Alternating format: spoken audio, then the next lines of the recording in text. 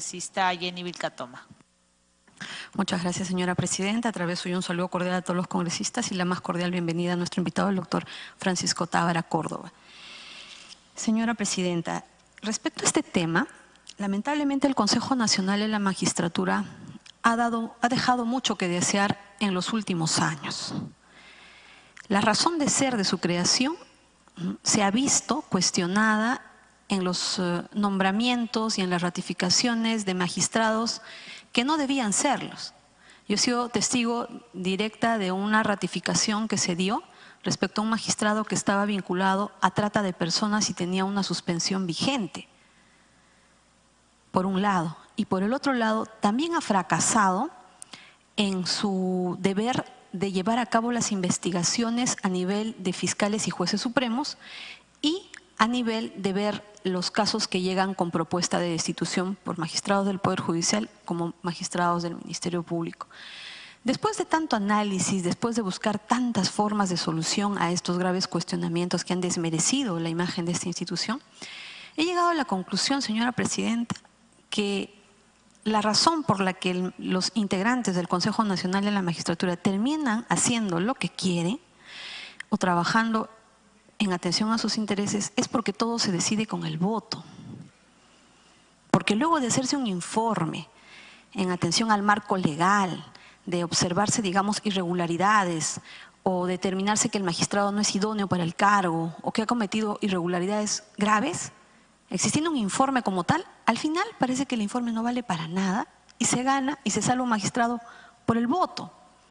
Yo pienso que para este tipo de instituciones como el Consejo Nacional de la Magistratura, que tiene el deber de nombrar y ratificar a magistrados y asimismo sancionarlos en determinados niveles y tramitar la destitución de los mismos, no debería aplicarse esta metodología del voto, sino debería hacerse informes que deberían tener una tramitación diferente, de forma tal que los hechos y las pruebas y la aplicación de la norma no deje de importar o se deje de lado, simplemente dando lugar a que primen los intereses. Yo creo que si no tenemos ese enfoque, las cosas no van a cambiar. Por otro lado, el principal problema de los integrantes del Consejo Nacional de la Magistratura es que han sido elegidos sin contar con un perfil. Si nosotros hablamos de que se van a nombrar magistrados a nivel nacional, tengamos en cuenta en primer lugar que se están nombrando magistrados para aplicar o para ejercer funciones en diversas especialidades y muchas de alta complejidad. Entonces, si tenemos a un Consejo Nacional de la Magistratura que tiene que nombrar un fiscal en crimen organizado, en corrupción, en delitos informáticos, en delitos tributarios, que no tiene la formación, que ha sido nombrada sin un perfil, que no va a poder evaluar el contenido de una resolución para darle una puntuación, ¿de qué estamos hablando? Es decir, una persona que no sabe, que no ha sido formada, que no tiene la especialidad, va a elegir a un magistrado que merece tener o que necesita, requiere tener especialidad para cada tema o para el ámbito donde está postulando. Yo considero, señora presidenta, ya que estamos en el debate, se reconsidere y en este proyecto legislativo se incluya el perfil del consejero. ¿Qué tiene que saber el consejero para poder tener las condiciones de elegir a un magistrado que tiene que tener especialidad y que va a resolver casos a nivel nacional en diferentes realidades, porque eso es nuestro país, una conjunción de diferentes culturas, de diferentes puntos de vista de determinadas situaciones? En tercer lugar, señora presidenta, y aquí yo quisiera por favor que se me preste atención, en el dictamen que se nos ha alcanzado se ha cometido una grave omisión al pretender modificar la Constitución imponiendo a los jueces y fiscales de todos los niveles la suspensión y destitución en segunda instancia. Sobre ese punto me voy a referir después. Pero al haber hecho esta modificación se está dejando de lado la investigación que se tiene que hacer contra los magistrados supremos. Si se da cuenta, en la norma actual dice aplicar la sanción de destitución a los vocales de la Corte Suprema y fiscales supremos. Y ahí viene la coma. Solamente se está preveyendo una modificación en relación a la segunda instancia de todos los niveles. Pero es necesario restituir este párrafo respecto a que el Consejo Nacional de la Magistratura es la instancia donde tienen que ser investigados y sancionados los magistrados de nivel supremo, del Ministerio Público y del Poder Judicial. Un ejemplo concreto, señora Presidenta, y que está sirviendo para que los magistrados o los consejeros se sustraigan de cumplir su deber. Yo he interpuesto una queja contra el fiscal de la Nación por dos hechos concretos, que son haber creado una fiscalía VIP con un fiscal a dedo para el grupo Lavallato. Tanto es así que al derivarse esta investigación al sistema anticorrupción, hasta el día de hoy no se apertura por asociación ilícita para delinquir. Y alguien puede decir en esta sala que esta no es una organización criminal. Es una organización criminal. Entonces, ¿por qué hasta el día de hoy el fiscal Hamilton Castro no apertura por asociación ilícita para delinquir? No lo hace.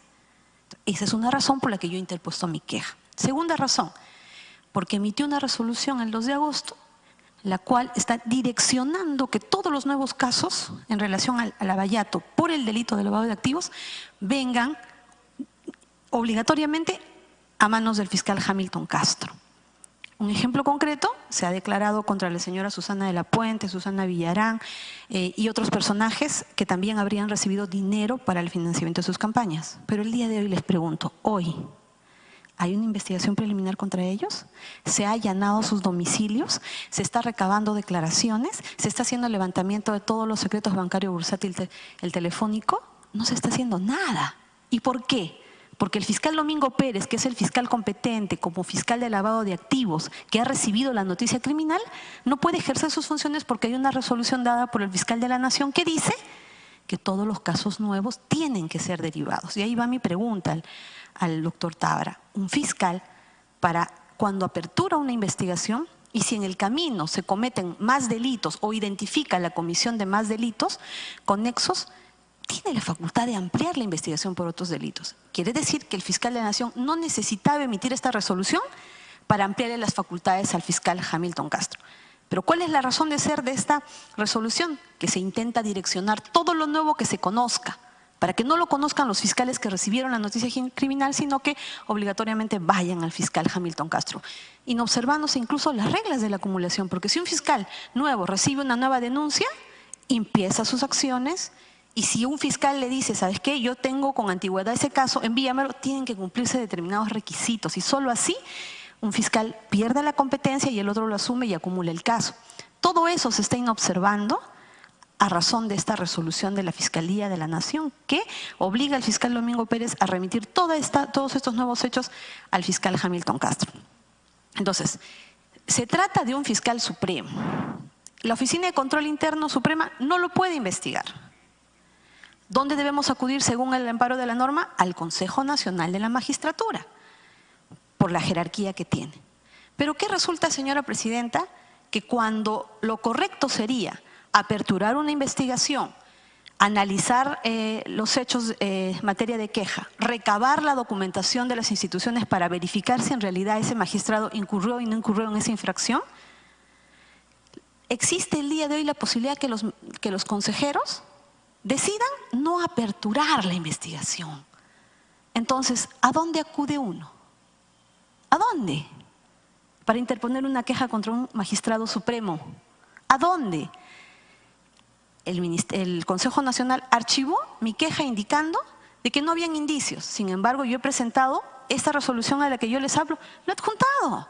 Es decir, que sí tenían los indicios, pero a su vez presenté 19 escritos pidiendo documentación de la Fiscalía de la Nación que era necesario lo recaben antes de archivar el proceso de plano, pero simplemente ellos decidieron no hacerlo. Entonces, la pregunta es, ¿a dónde acude el ciudadano? ¿A dónde acude un congresista que quiere hacer una queja? ¿Cuándo?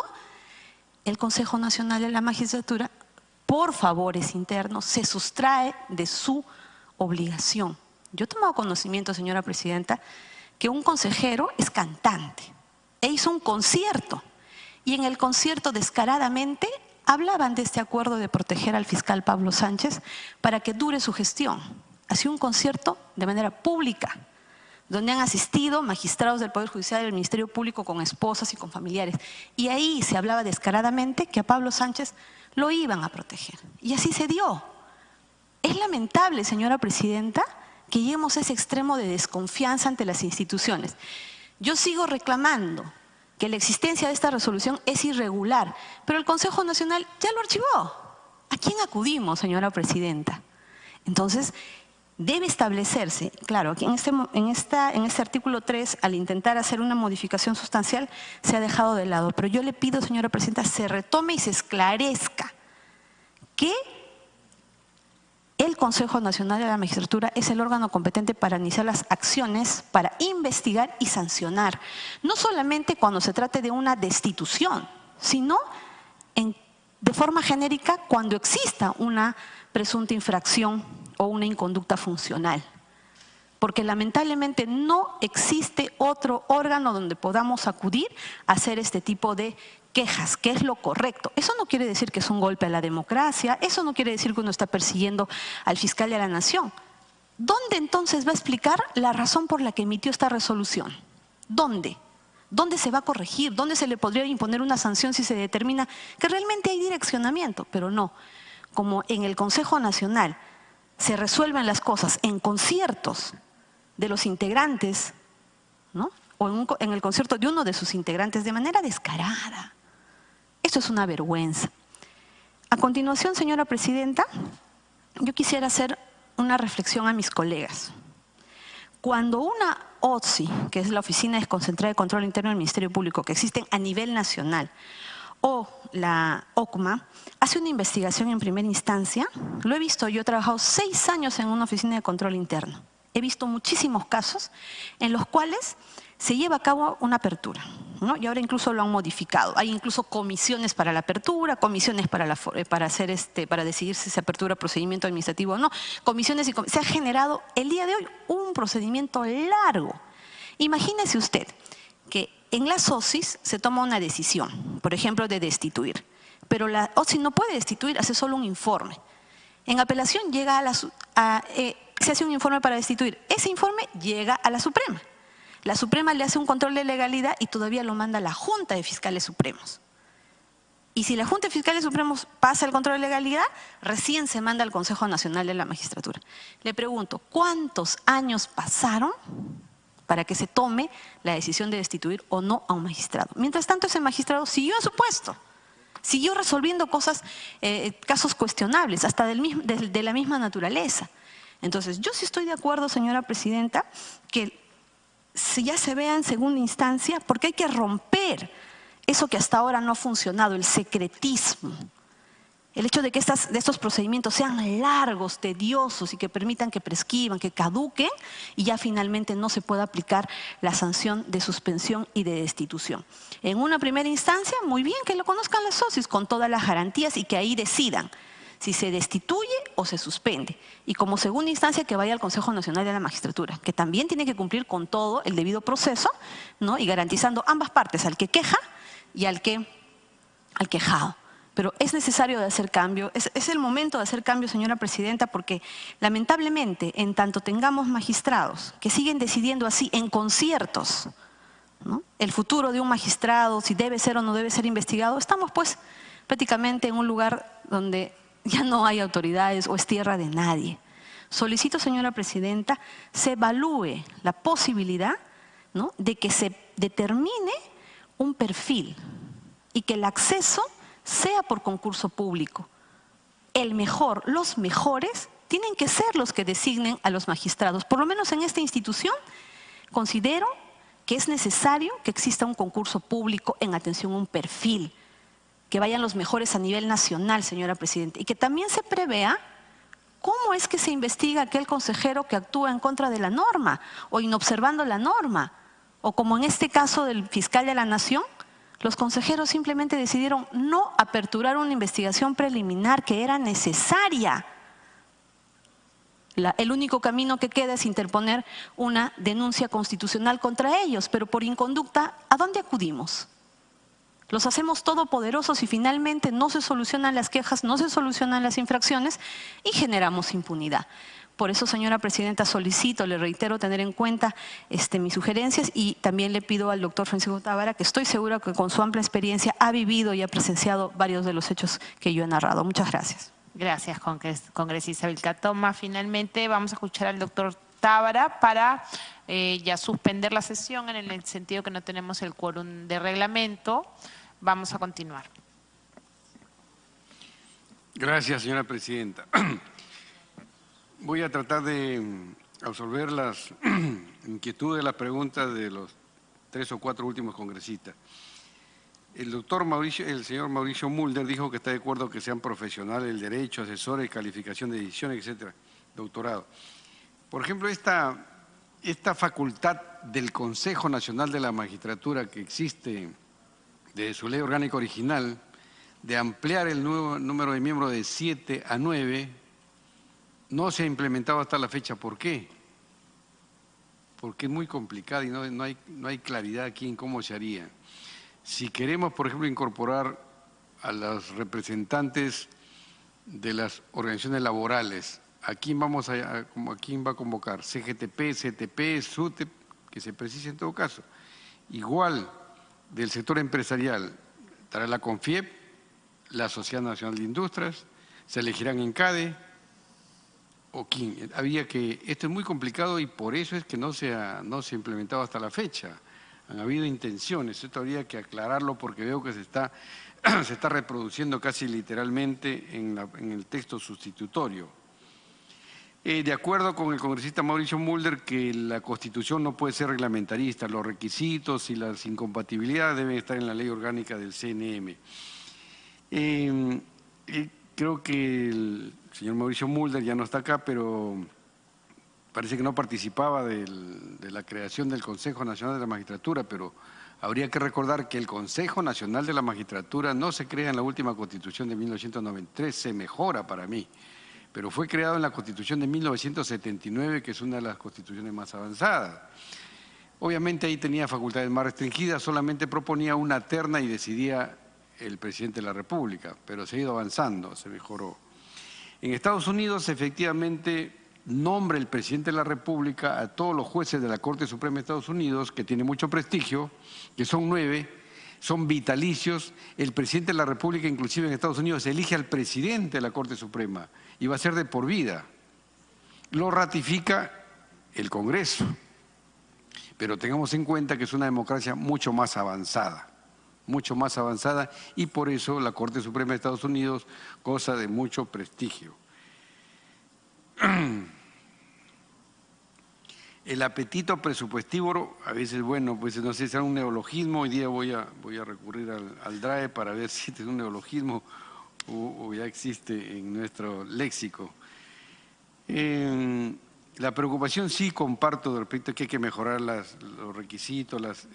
En cuanto a la carga procesal, yo insisto, hay que tratar de cómo mejoramos o disminuimos la idiosincrasia acendrada de litigiosidad que hay en la sociedad peruana. Todos nos quejamos del Poder Judicial, pero hay un pleito entre vecinos y la amenaza es te llevo al Poder Judicial. Y todo se ve en el Poder Judicial.